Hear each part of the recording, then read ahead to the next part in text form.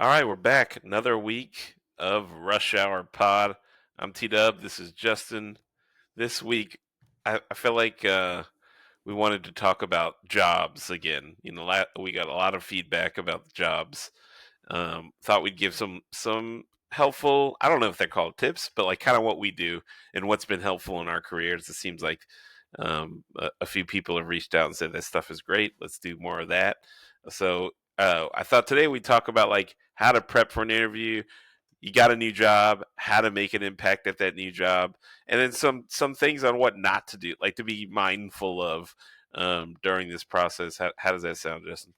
No, that sounds great. Yeah, to your point, we're still trying to figure out exactly the right content for y'all, and we've tried a lot of different things. This seems to be resonating, so hopefully these tips and tricks of being out in the valley for a long time, being in a number of different companies, from small startups to large corporations, can be helpful. So yeah, let's jump in. Yeah, let's do it. And obviously, if you want more content like this, if you want more tips, want real world advice, not cookie cutter, not like polished, obviously like PR driven. This is like us, real people talking about real jobs. Subscribe, like, comment below. We're here for you. And let's get started on the interview side. Like how I'd love to hear from you. Like how generally do you prepare for an interview? Let's say this is a job you are fairly interested in, Sure. matches up kind of well. How do you get started? Let's start with the first one, which is like you're going to meet with the recruiter or the HR person. Yep. You're How gonna do you meet. get how do you prep for that? I think with the recruit at that phase, before you talk with someone, hiring manager on the team or someone else you'll work with, once you join, at the recruiter level, it's one to make sure you're not a crazy person. And I think everyone knows that. So I think you Right. just don't want to come off as manic. You want to be enunciating and clearly be able to, um, you know, to talk about different ideas and things like that. Don't need to go super deep, but just kind of show that you're a person who can perform well in a traditional setting. But I think in addition to that, at that stage, you want to have your story down pat. And what I mean by story is you kind of want to talk about your career arc in a way that makes sense relative to the role, and then also kind of well to the specific position that you're going for. And so it can be kind of awkward, when you're just starting interviewing again. You're having to remember your story and kind of, get all the wins that you kind of accumulated over time. It's interesting. This is kind of an aside, but I try to keep my LinkedIn like updated, really well. I actually have very infrequently had to send over resumes because I just kind of keep it so updated. But when I'm leaving a new job, or I try to put like kind of all of my highlights, in there right after while everything's fresh, and so I'm able to kind of use that as a bit of a playbook to talk through. But you want to try to keep it, a minute to a minute and a half, relatively concise. If you had a bit longer career, so maybe someone, our level, senior, mid senior level, maybe that'll be 2 to 3 minutes relative to the time and space. But you just want to make sure that you have concise points that they relate to the role, and then you can communicate clearly at that initial stage. Yeah, and I think well, I mean, one thing that's helpful, I think, in that phase is think about it as you learning as much as you can about that role, instead of you them evaluating you. Is This is really like you should be asking questions on like what they're expecting out of this role, what are some skills they need, what are the things that you can do to be successful in that role. If you can lead off with those things, then you can form your story around, hey, here are the things I've done in the past that I think will really translate well to this. Because really, the recruiter person is like, I know high level what the role is, and I know kind of what they're looking for, but they're not going to know a ton of details. So you don't have to Uh-huh. get into like the weeds of your work. You just need to know high level, like, hey, I've done this kind of work. I know these systems. I know this thing. I know how to do this. Would love, basically, you want to come off like, hey, I'm willing to learn and fit into that role that you're looking to fill. I'd love to talk to the recruiter. I think that would be my advice. Like you're really just trying to get to the next step instead of like finding the perfect fit and understanding. We can talk about this later, but understanding like, hey, how much time off? If you're jumping into like how much time off and what are this and what are the details? Those are probably red flags. Stuff you probably do really want to know, but you don't want to be like, hey, I only work remote or I only do this or I only do that. Yeah. That's gonna come off not great. So That's true. I think to that point, and it kind of depends on who your recruiter is because there are some kind of in-house recruiters for a specific company, and then there are other kind yeah, of firms that are hired. So you also want to think about your relationship with that person right, as something that could actually kind of extend beyond this particular experience. Like I've had a number of recruiters who I've worked with over different roles who reached out to me because maybe that specific role wasn't the right fit, but because we had such a strong interaction, because they got a good sense of my background, able to form a relationship where that right, helped for other roles down the line. The only thing I would say to maybe push back on, oh, you may not want to get all the information, right in that first conversation, depending on how you're feeling at your current role, because there's right, you proactively trying to get a job, and then there's recruiters reaching out to you. If recruiters are right, reaching out to you and you're relatively happy in a role, but you are interested in that company or in that space for a particular reason, you may want to figure out what the comp or the comp range is. And the reason I yeah. say that is you don't want to necessarily go on to the next stages where you're just not going to take the job because it's not with It doesn't what make it sounds. sense. It doesn't make sense for you. Kind of like, and I would kind of reserve that to the end after there's been some rapport and everything else. Yeah. But I think that's also helpful just to make sure that like, you know, You you're understand that it's a good fit. exactly But they also now require, I think they now require to put the range in the job description. So hopefully you've gotten the job description, you see the range. totally. You're like, oh, this seems like a good fit. That you're going into this interview with like, all right, I kind of want this job. What do I like? How do I prep for it? What should I say? What should I do? That's kind of all right. Let's move on. You've got let's say you've passed the recruiter. Recruiter likes you. They're passing the buck on to the hiring manager. Yep. Now you've got this interview set up. Hiring manager. Let's say you've got the next day. How are you prepping for this? Yeah. So I mean, I feel like there's typical advice like make sure you know about the company and your role, and I feel like there are a million YouTube videos about that type of stuff. Yeah, So I'm yeah. gonna talk about some things that I think are maybe a bit more unique, or you could tell me if it's unique or not. All right. That I specifically do to prepare that I found help differentiate myself as a candidate. So one of the things that I do is if I know who's on kind of the interviewing panel or the hiring manager specifically, I not only look up that person up to see where they worked before, what experiences they had, try to get in their mind a little bit, but I also try to see things they've written, YouTube videos where they've done interviews, etc. Right. And what I'll actively do is I'll pull snippets from conversations that kind of relate to the role or their way of thinking or how they think about the role or the world into the conversation when I'm talking to them live.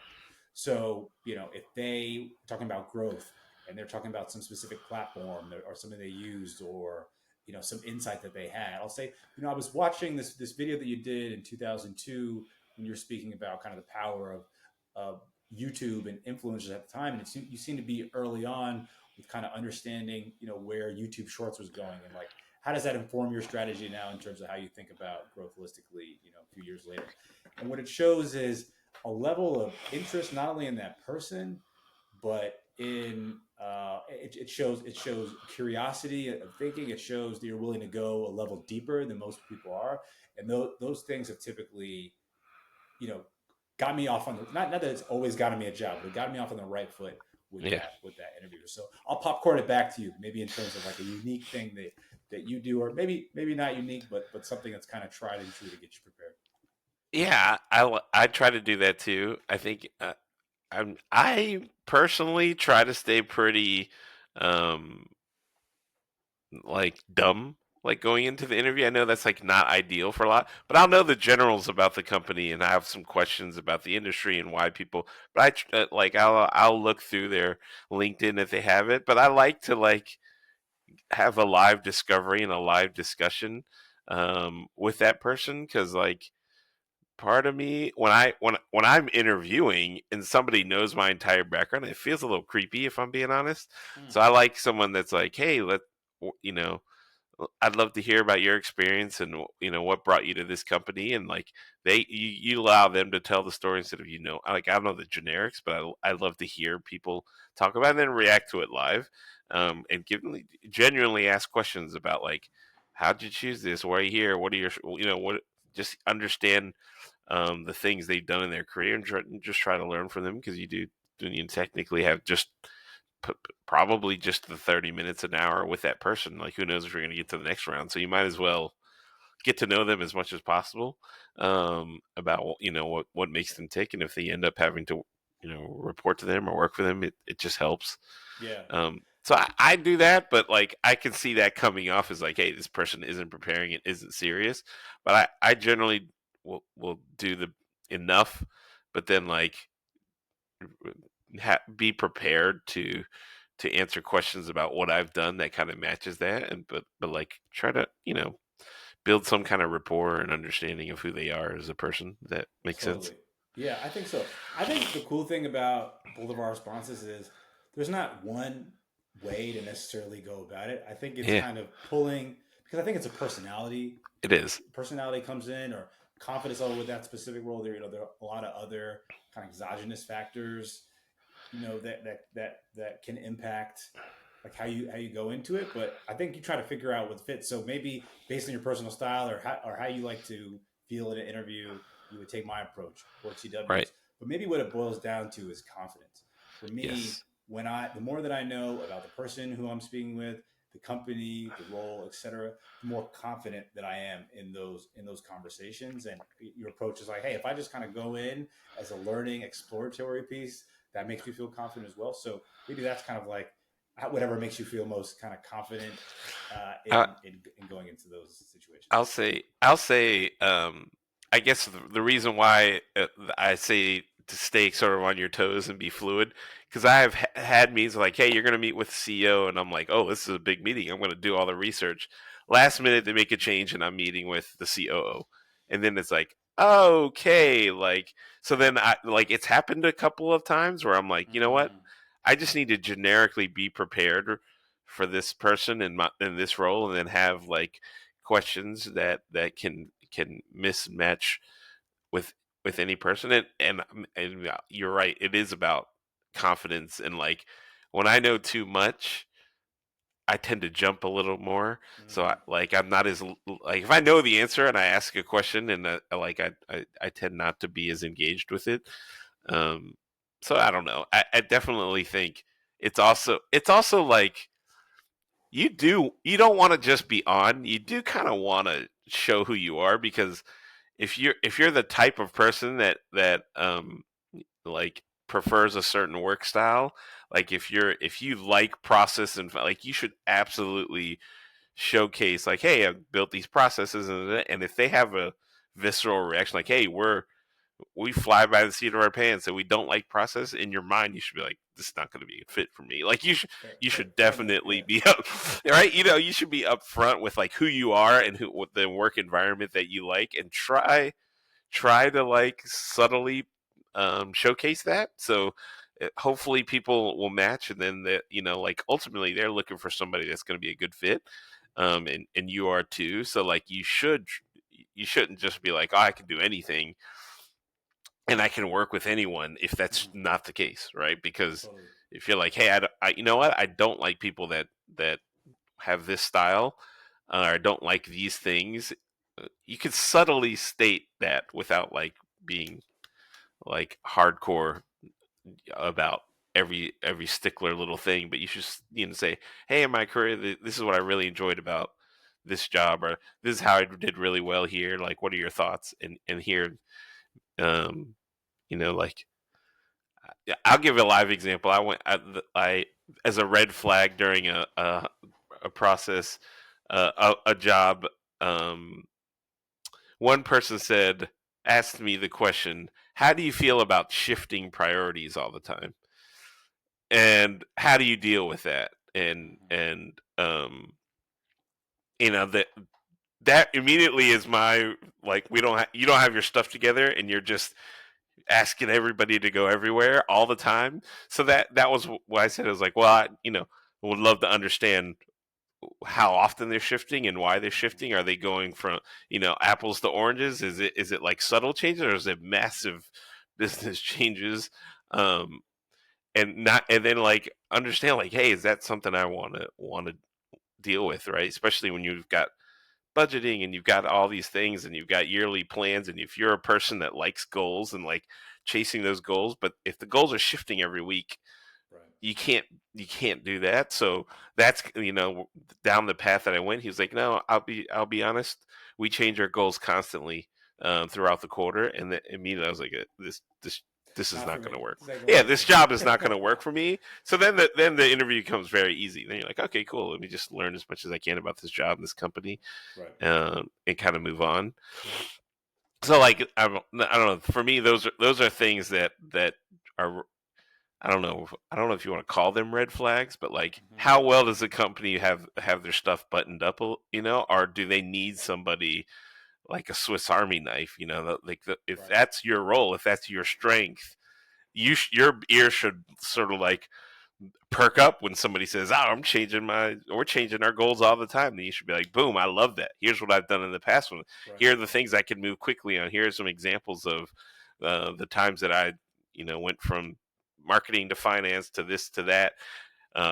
So yeah, like think about what you really want. Ultimately, I know that's like a common thing, but like really think about, like, hey, what can I exceed in? What can I do really well in? And think of examples of why, before you go in there, and then like be prepared to launch those examples, when you can.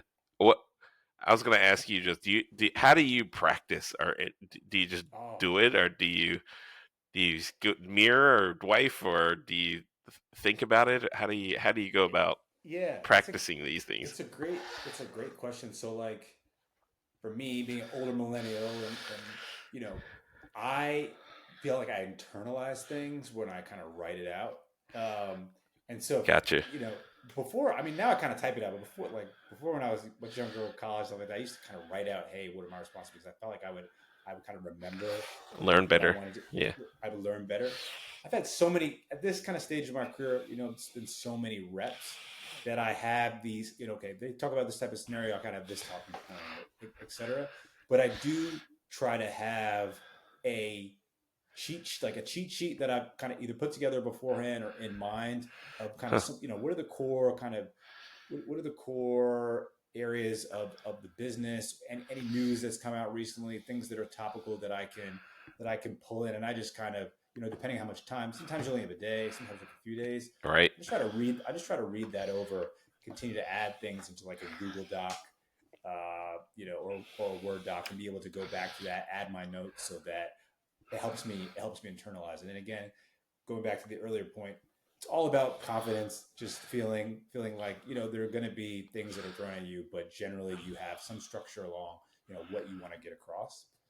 One thing that I'd say that, just to kind of piggyback off the point that you made around, asking certain questions to see if the type of job will be aligned with a place where you think you'll be successful.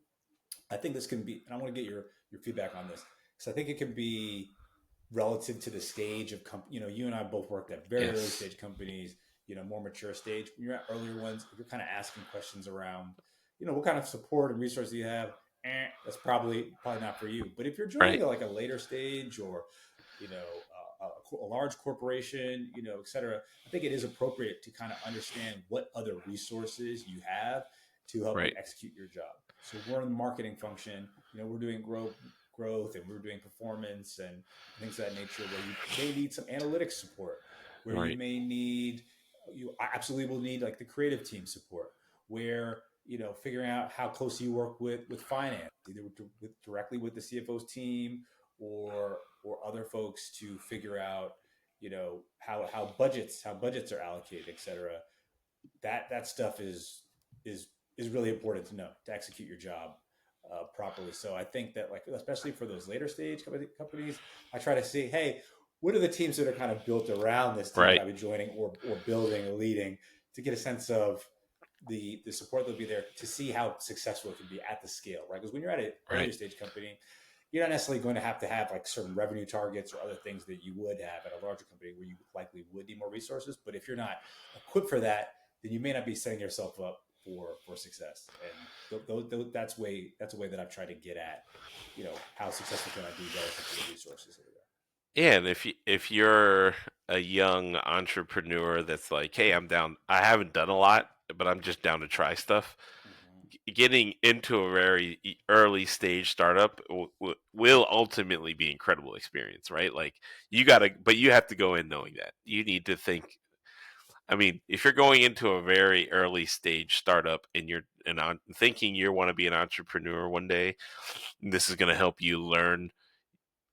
You can at least throw out the questions about time off and resources. You just got you basically need to really build rapport with that manager, because ultimately, I mean, that's probably true of big companies too, but like your manager is going to be like really in control of your experience at that company, especially with a startup. Like how they like to manage you is going to be so important. If it's a 20, 30, 40 person company, your direct experience with him is going to be the override any cultural things that the company's trying to do. So Totally. you need to really understand how they operate and how they think.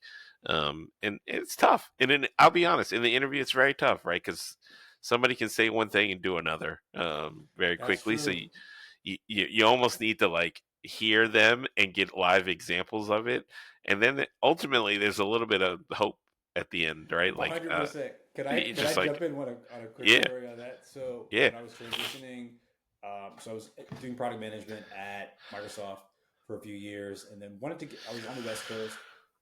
Wanted to get back down the East Coast because my then girlfriend at the time, soon to be fiance, was on the East Coast. I was from the East Coast. I never necessarily thought that I would be living on the West Coast. Here I am now, and but I joined Amex into a role where I thought I was going to be, working on like a specific team. I was still early in my career, so it was more like marketing analyst type of work, but that I would have a specific manager and, would go into it, and it would be opportunity for me to kind of stretch a bit, but I at least kind of knew what I was getting into.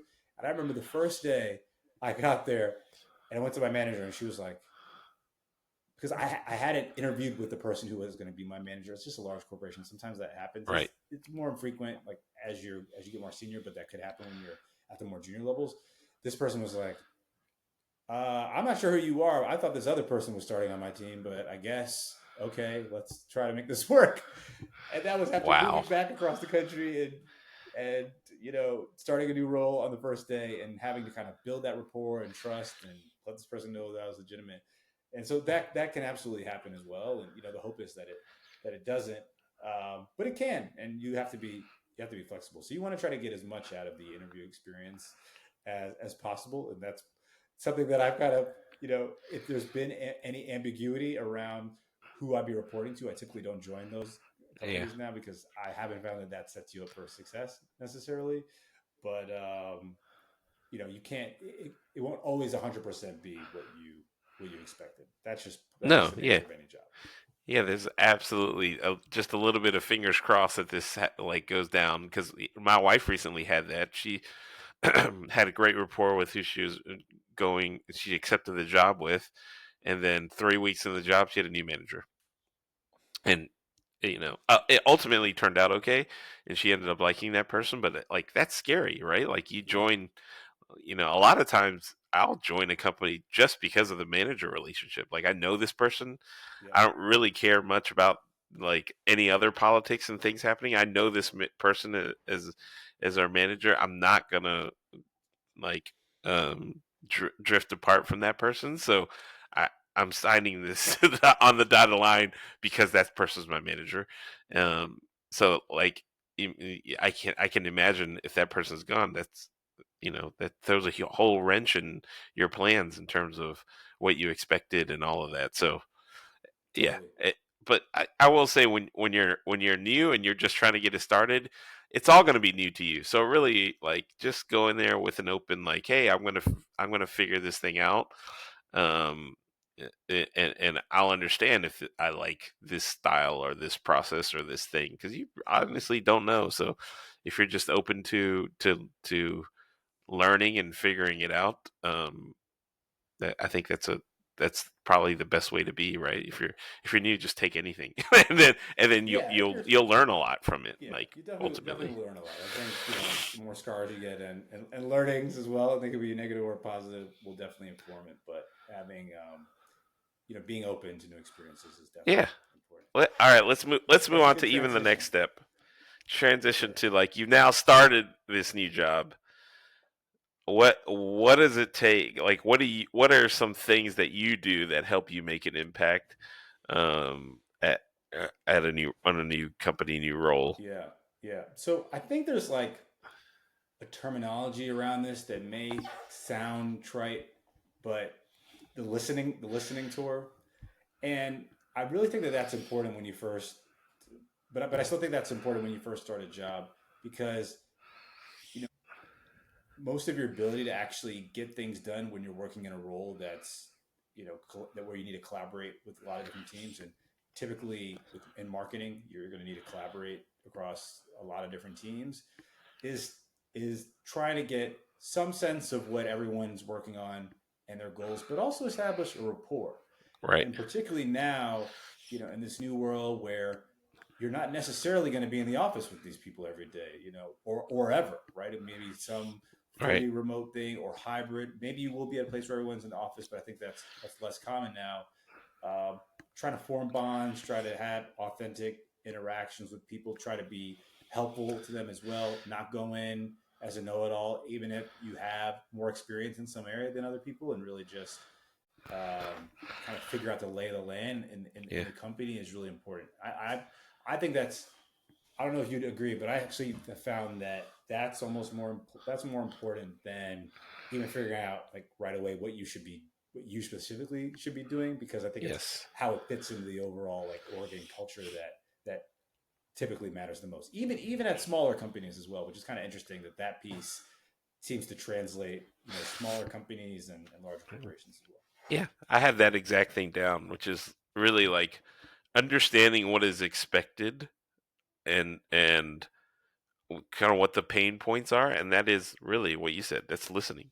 Like, understand, like, you're gonna ask questions, obviously, but like, hey, what is it that's difficult about this role, or what should I look out for? What are some things, and you'll get incredible insights into what they're going through and how they operate. And I agree that is so important when you're meeting, with new employees, new coworkers, new whatever, however you want to say it. Um, have empathy. Just try to understand, and just think about, like, how can I help you? Like, I'm the one of the things I have listed is being the dumb new person. Using that to your advantage Mm-hmm. is great, because especially if you're offering that to other people, be like, hey, are there things that process that bother you that maybe, I could be the dumb new guy and ask questions around why we do things that would be more difficult, for you. Like, what are some pain points? Um, and that's always really helpful, right? Because Yep. sometimes other people get in a state where, like, it's status quo. This is just how things are, and you can come in as the new person and question things a little bit and make people think, and then other people can chime in with, hey, yeah, no, why do we do that, or what's the reasoning behind that, and using that to your advantage, for me, has been a great thing, because you can't do that 6 months in, a year in. Those are Yeah. things you should know. So, like, you know ask dumb questions early, um as opposed to, like, why don't stay quiet. Ask the question, like, why do we do that? That doesn't seem to make Yeah. sense, and you'll get an understanding of, like, how things operate, and all, one Hundred like, percent. right, like, would you agree that's helpful? Yeah, absolutely. I think so. I think you get a lot of leeway within that first few months. The asterisk there being depending on the size company, et cetera. Yeah, You had a very early stage startup where you're supposed to just be kind of knocking stuff out from the beginning, right, but assuming you're not joining super someone who gets super heavy, yeah, I totally agree that asking a lot of questions, asking all the questions, literally all the Yeah. questions that you have, not feeling like there should be any limit, just almost incessantly asking them will set you up for success more than kind of waiting down the line when it's not culturally as appropriate to be Yeah. asking the same number of questions once you've been there for a while. I Totally, mean, totally agree. it can backfire. So like, example where I've seen it backfire is like acronyms are big at every company, but some of the acronyms are very well known industry terms that you should absolutely know as a business person or whatever in your role. So you should probably first Google it and before you ask. First, Google it. Yes, First Google it, amen. make sure you're not missing or not thinking about things, and then raise your question to make sure, hey, this stands for this, right? Because I've been at companies where both of us have been example DAU, daily active user, means one thing at one company and another thing at another company, Mhm. Yep. so early on, not to assume you know what that means, to go ahead and ask, be like, hey, is this how do we define this DAU thing? Here, ask that right away. When you see acronyms that don't totally make sense, especially in the way that they're spelled out in a bullet point or whatever, you know, just say, "Hey, I'm dumb. New question, new person, new Yep. hire question. What does this stand for? How do we get there? What is it?" Mhm. And it's just a nice thing to have, and not jump into, um, sort of like conclusions that may cost you something down the Right. line. You're like, oh crap, Totally. the last two Totally. weeks I thought it was this and it's actually that. Yeah. I want to build. I want to build on that point and see if this resonates with you as well. Which is like as part of that dumb new person phase. What I also try to do, and this isn't something that I intuitively do. This is something that I've had to learn over time to do to just like add value as it relates to my role. But a lot of people that don't necessarily feel that the marketing professionals are as analytical. You know, these are the Yes. creative people. These are the ones doing campaigns, etc. So you can really differentiate yourself by asking and diving into the data a bit. And that doesn't need to mean that doesn't mean you need to be some kind of SQL champ, et cetera. But if it has some analytics platform where you can see daily active users and monthly active users and you know the costs per acquisitions and the creative that the teams used over time and how that's changed, et cetera, and be able to bring those insights in as well, it's super helpful in just having a more holistic understanding of what's going on in the business. So it's kind of the qualitative piece, which is going and asking the dumb questions, being dumb new person. I think that's I love like the terminology around that because I think it's 100% accurate.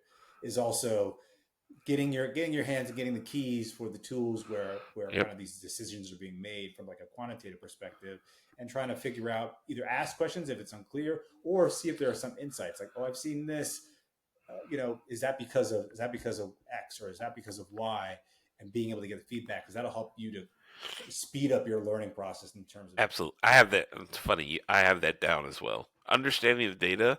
And the other part of that is building a habit of how to review it and pull it.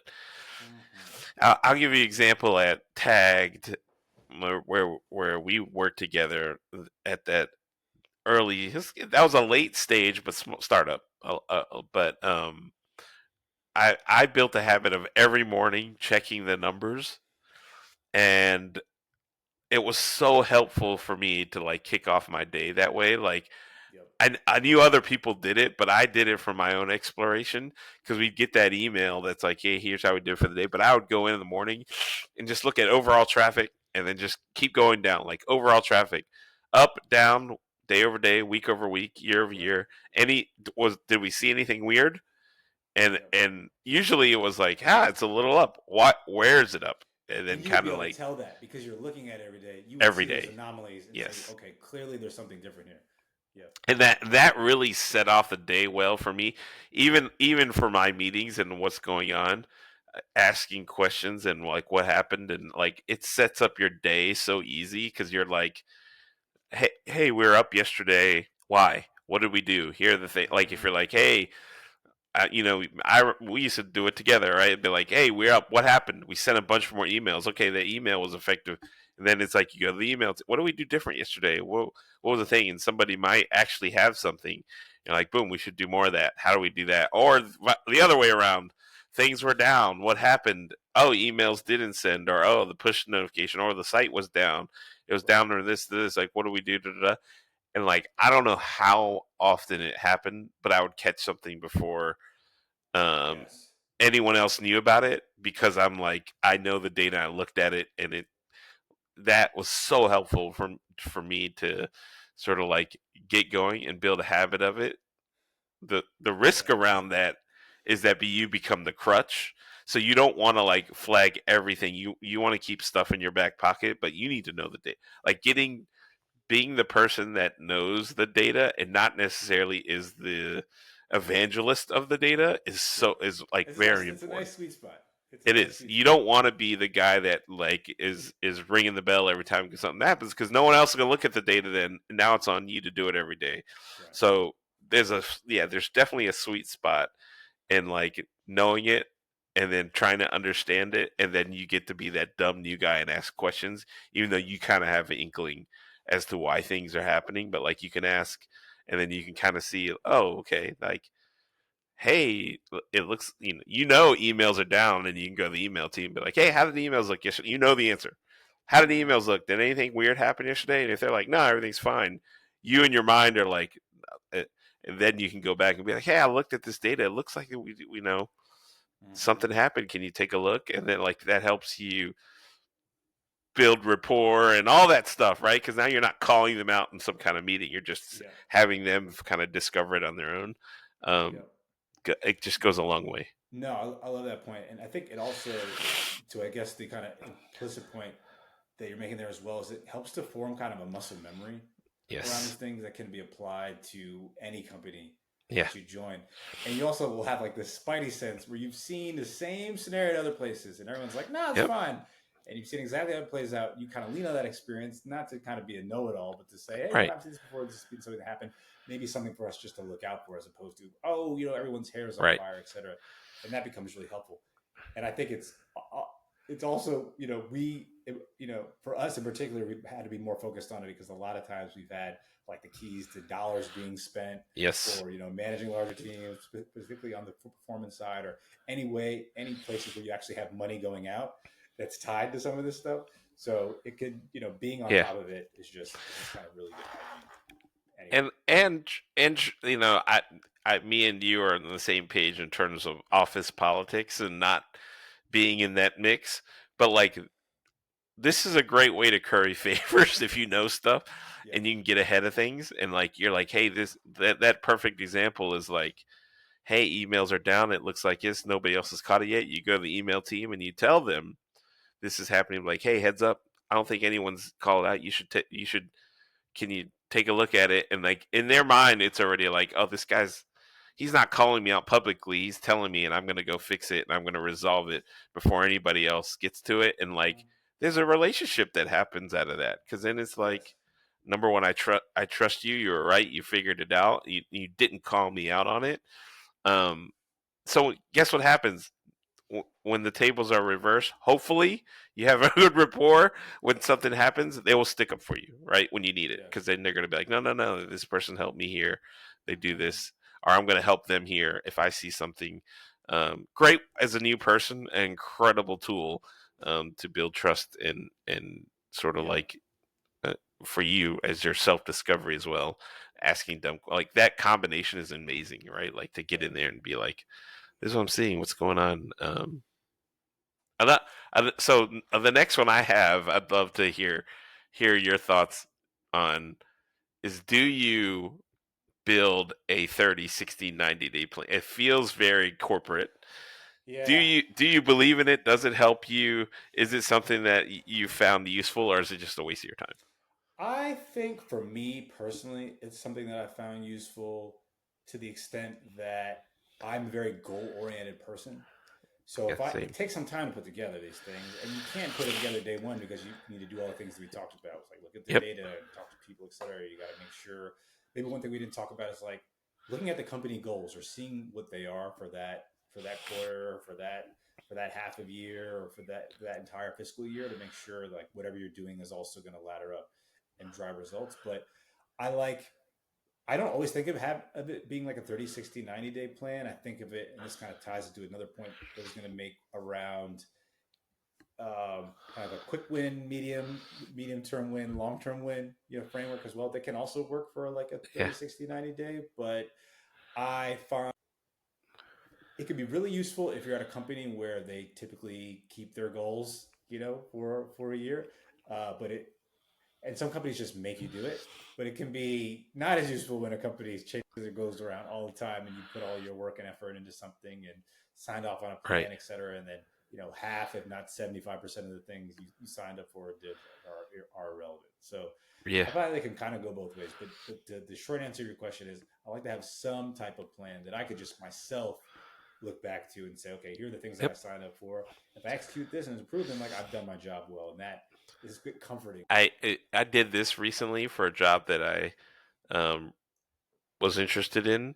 Was like after meeting with the recruiting manager, there was a lot of questions around like, hey, like how would you get started? What would you do? And I followed up with a 30, 60, 90-day plan. Like, hey, here's based on what little I know, here's like a framework of how I would do a 30, 60, 90. Um, and did that proactively. Like, just like, hey, this seemed like something you're really drilling in our conversation. I'm going to send this to you proactively. And that's helpful because then they're like, oh, okay, cool. I mean, obviously, in 30 minutes, you don't really know a lot, but like, Right. at least you can put together a framework of like, here's how I think about things and here's how I'd work through them in the 30, 60, 90-day plan. Um, it's a great follow up for one of those things that we talked about earlier. Like stay fluid, try to understand where your recruiting manager or your hiring manager's head is at, and then follow up to like reinforce the things that they want. Always a nice touch. 100%. Anything else we missed in terms of? I would say the only thing that I would say is like when you start a new job, obviously you want to do all these things. You want to meet people. You want to ask the dumb questions. You want to look at the data. You want to have some type of plan together. But I think sometimes, especially in this really competitive market that we all now find ourselves in, you want to take ownership over something. If some Yeah, things are ambiguous, you want to have ownership over like one or two things where it's like, I'm going to be the one to execute this. It creates accountability, which can be daunting, but it yeah, also means that, if you're able to execute it well, that's clearly under your purview and you're going to get the accolades for it as well. And I think particularly for people who may be watching this at the earlier stage of their career, it may be anxiety inducing to kind of think about that as, oh man, I actually have to own something and have accountability. It doesn't mean that everything 100% has to work out, but there right. should be some things that you own because if you don't own, you can't, if you're not owning anything, then that's more of a problem than Yeah, owning a few. right. I love it. Um, I know we're already at 45 minutes. Really quickly, what are a couple things on what not to do when you're Yeah, in either any of these scenarios, either interviewing or when you're first starting? Do you have a quick list of like things not to do? totally, totally. So one, and I think this ties into some of the things that you were saying around being kind of like the dumb new person, but do not assume you know everything. I think you can get tricked into some of these jobs companies where you go and you're like, oh, these people clearly don't know what's going on, and like I've done this before, and I'm right, and you think you know everything. And one, you could. There's two things that could happen. You could know everything, but no one likes you. And then any kind of new stuff you want to get done because you're throwing people under the bus or haven't necessarily come in with empathy and with some graciousness, that you're not creating a good long term kind of personal brand around yourself. And the other thing is you could just be absolutely wrong, and then you kind of laid down the sword around these different areas, and then you lose your credibility. So I think like definitely don't assume know everything. Don't overload yourself too much. I think that people can have a tendency when they go into a new job to try to take on a ton of different things. I think it's good to take on some things, like I mentioned before, to have accountability, but don't overload yourself. Like focus on mastering some of those kind of core responsibilities first to engender that trust and make sure that it's manageable. And then I think the last thing is you should think of every new job, or at least I try to, as a learning experience. And Yeah. so you can only be open to different learning experiences when you're flexible. If you're inflexible about certain things, if there's some things like this is dogma and I'm not going to change my mind about it because I've seen it a million times, that's not how you're going to learn. And you want to be open to feedback and changes, and any kind of rigid behavior can really hinder your growth. So don't assume you know everything. Avoid overloading yourself, and then avoid being inflexible as well, even if you come in with a fair amount of I'd experience. love to hear other people's tips on this. Comment below while you're at it. Obviously, subscribe, like this video, but like, no, seriously, I'd love to hear your other people's tips on what to do, what not to do. I know we've all got like little things we tend to lean on. Um, I'll add one to that for me, and I'll give you an example when I first started out. But like, not waiting for people to tell you what to do. That's a Mm. very common thing when you're starting. Like, hey, I don't really know. I'm just kind of wait for somebody to tell me what to do because I don't know anything.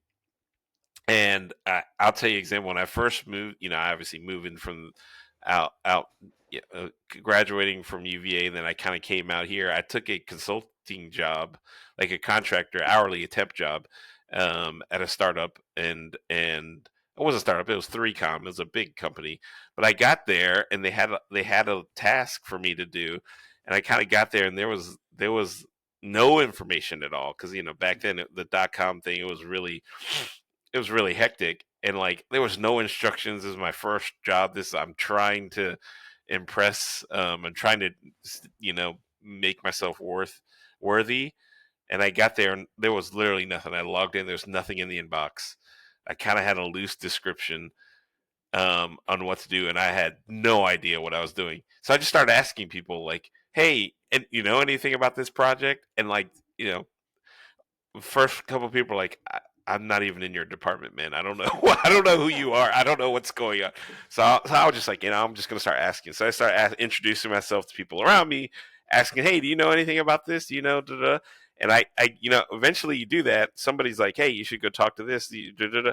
And eventually I was able, like, after the first day, I was able to like figure out, all right, I think I have a general idea of how this works, and now I've met enough people to like figure it out. So I started doing the next day. I started doing the task, and I was like, all right, I have no idea if this is right. By the way, I was like, I have no clue, but still, no manager has come to talk to me about my job yet. So I'm like, all right, I'm putting together a spreadsheet. I'm calling people and talking to people. I'm sort of auditing this list that I think is what I'm supposed to do. So I do it all a week. The whole week goes by, and I'm like, I don't even know if I'm checking out, if I worked the right amount of hours. I had no idea. Crazy first job. So then I'm like, all right, I'm coming next. So the next week I come in, it's Monday. I'm like, all right, I'm going to continue this. I'm knocking out. And I'm like, all right, I feel like this feels right. I'm tackling all this thing on this, and I've knocked out a bunch of stuff. Third week comes, the manager tracks me down all out of breath and is like, oh my God, I am so sorry. I know you started a while. You've probably been doing nothing for 3 weeks, and I apologize. Here's the task. Here's what it is. And then I was like, actually, this is what I did. This is what I spent my time on this last 3 weeks. And I was showing her how I walked through it, and she was like, oh my God, like, that's amazing. I know. I like, this is what you were supposed to do. I'm amazed that you did this. She was like, hold on 1 second, and she went to HR and got a hiring manager and said, we need to hire this person immediately. And that's how I got my first offer. Wow. And the I person was love just that. like, this person is so like, took the initiative to figure this out without any direction. And she was like, we need to hire this person like ASAP, immediately. So I went from like, oh my God, did I just ruin my first job, to like taking a bunch of initiative and getting an offer for a full-time job right away. So I feel like for those people that are like, hey, I'm new and I'm just gonna wait and I don't want to do anything wrong, um, I think that for me that hasn't worked. It's more like, hey, just take initiative, try to figure things out. Worst case, like you said, you'll learn something, you'll meet a bunch of people, maybe you'll do some things wrong, but at least you're doing something. So that'd be my tip for someone new starting out. Like, just go and try to figure it out and meet people and take some initiative. No, for a lot of like introverts or new hires, it's scary, it's daunting. But to take some initiative because we've all been there before, right? Like if I was sitting next to someone who and did that, I would absolutely try to help them, even if they're like not in my department and I had no idea. I could imagine myself coming into a role and being like, "Oh my god, I have no idea what to do. Can you help me?" So think about that. That'd Yeah. be my last tip. Well, I can't think of a better kind of closing point to Yeah, end on than that. I think it kind of summarizes everything we talked about, which is really everything comes down to initiative. yeah, That's just kind of do it. life, but also, so yeah, man. No, this is great, That's great, it, great man. conversation. Hopefully, it's helpful for some folks. Again, we try to just kind of tear down the veil in the industries we've been in and just do real talk. Hopefully, it resonates and is and is helpful in your journey work wise or as you're exploring new career paths, etc. But yeah, make sure you like and subscribe, and hopefully, we're building a community here that is valuable for y'all. So, thanks for tuning in. Appreciate your time. We'll talk Yes, soon. sir.